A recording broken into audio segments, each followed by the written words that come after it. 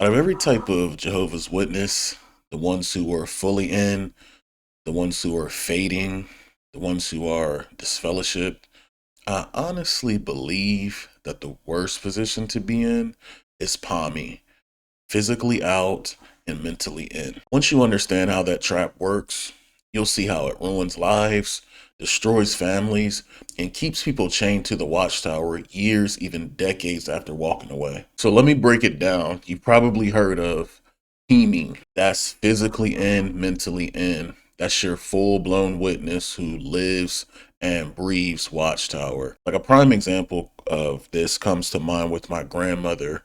I remember back when the society was talking about going to digital format for a lot of the publications, and she was so worried, like, oh man, how am I gonna get used to these iPads and all? Like, and I tell you, now today at 80 years old, she can work an iPad better than me.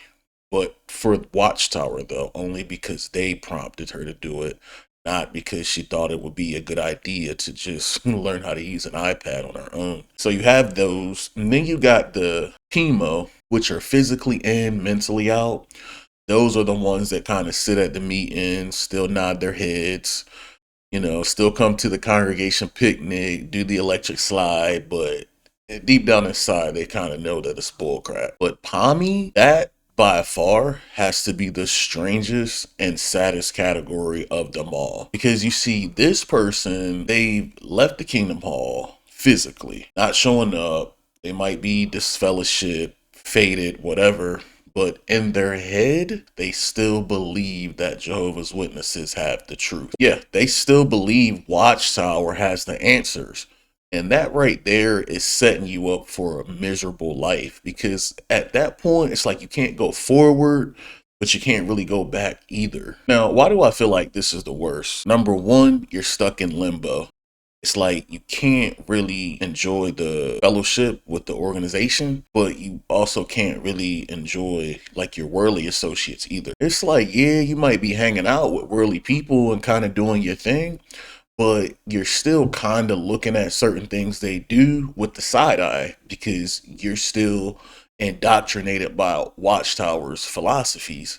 So people make a dirty joke, you kind of cringing at it on the low. Like you have laughing, but you have cringing because you feel like you're sinning. Say you meet somebody, you're a lady and you meet a worldly guy, or you're a guy and you meet a worldly woman. You guys are chilling, trying to watch a movie. They like scary movies. So they throw on a scary movie and you're trying to be normal and trying to chill, but in the back of your mind, you're thinking like, oh, this might be demonized, and oh, I ain't really supposed to be watching this, and like, so it's basically constant guilt, constant paranoia. Everything you do, Jehovah's watching, Armageddon's coming. Ultimately, it's just like mental torture, guys.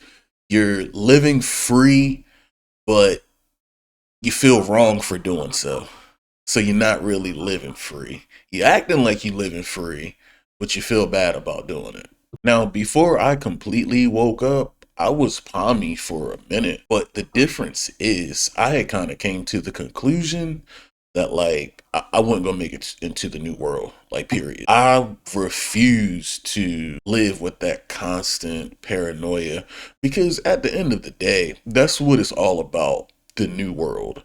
Like if you're a witness, like yeah, you might enjoy the privileges or the fellowship and all of those things, but at the end of the day, the main thing that they're all hoping for and yearning for is making it into the new world.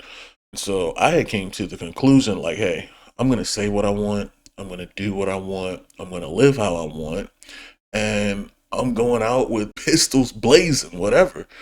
But I'm just not gonna make it into the new world. It is what it is. But even with that being the case, I'm gonna tell you how serious it is. I remember coming outside of a building one time and there was the witnesses standing there with the carts. For those of you who are not familiar with the carts, which that's highly unlikely, but if you haven't seen the witnesses with these carts, it's usually two people standing there, little cart filled with Watchtower pamphlets. They're very timid. They don't really say anything. They don't really push anything. They just kind of stand there like mummies in hopes that someone walks up and gets a pamphlet from the cart. So I'm coming out of a building. I'm with my girl. I walk over to the cart.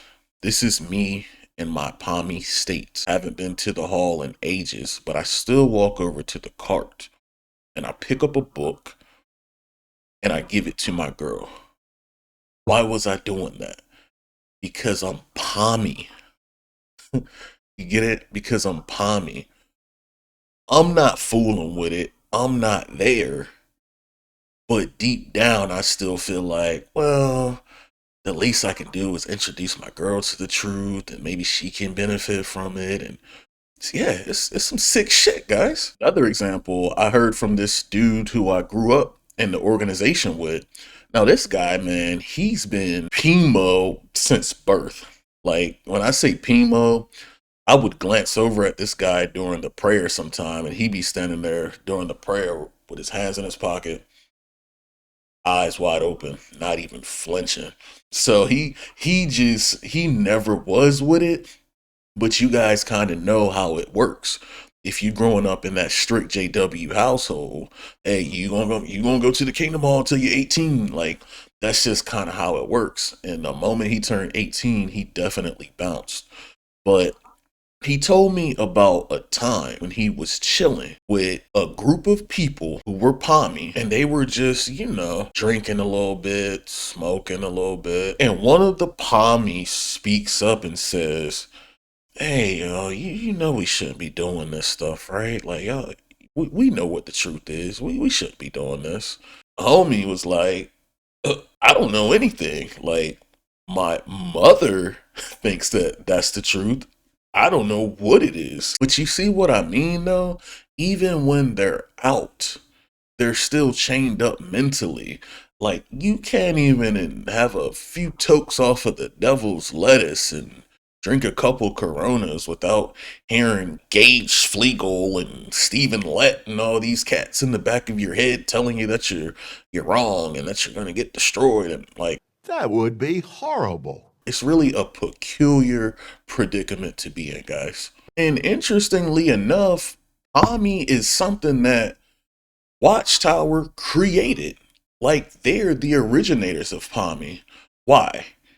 The fear of Armageddon, first and foremost. I don't care what you do, that monkey is always going to be on your back. You low-key feel like the end is near because you just so programmed to think that. Secondly, you believe that there's nowhere else to go. Yeah, you might look into Catholic religion, you might look into Islam, but you're only gonna go so far because you think that ultimately the witnesses have the truth. That's for you guys who have left the organization or thinking about leaving the organization and maybe you want to try something different. Me personally, I'm not fooling with none of it. That is just me. You have every right to do that. But as for me, determined I shall be to walk eternally away from hypocrisy. Like, seriously, guys, that's just me. I'm telling you, that mindset follows you every single step that you make. You might be a person that maybe has got into cigarettes or something since you've left the Kingdom Hall, but you ain't enjoying a cigarette because every time you light one, you're thinking like, oh man, I eventually got to cut these cigs, man. I got to try to get myself right. Or weed or even if you're in the club real heavy, you're not enjoying the club. I mean, you might enjoy it in that moment, but the second you leave, you're thinking about how you're gonna have to eventually cut that out because you got to get back to the organization one day. Like, that's what they always say, I'm gonna get right, get myself right. That's all you're gonna think about. There used to be another guy in the congregation, man. This guy had a serious porn addiction, which most likely was brought onto him by the organization.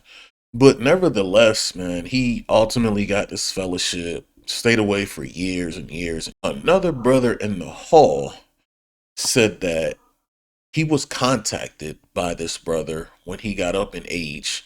He's sickly at this point on his last days. And he said the brother asked him, "What should I do?" Like, yeah, what should I do?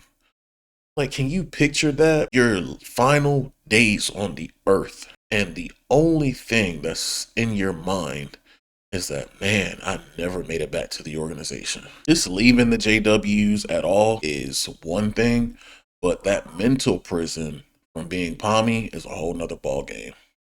Let me know if you've ever been in that position or you know somebody that has. Drop it in the comments. If you want to support the channel so that I can continue to make these videos and they will get better and better with time, my Patreon link will also be in the description as well. But in the meantime, guys, dodge the tower, claim your power. I'll see you on the next one.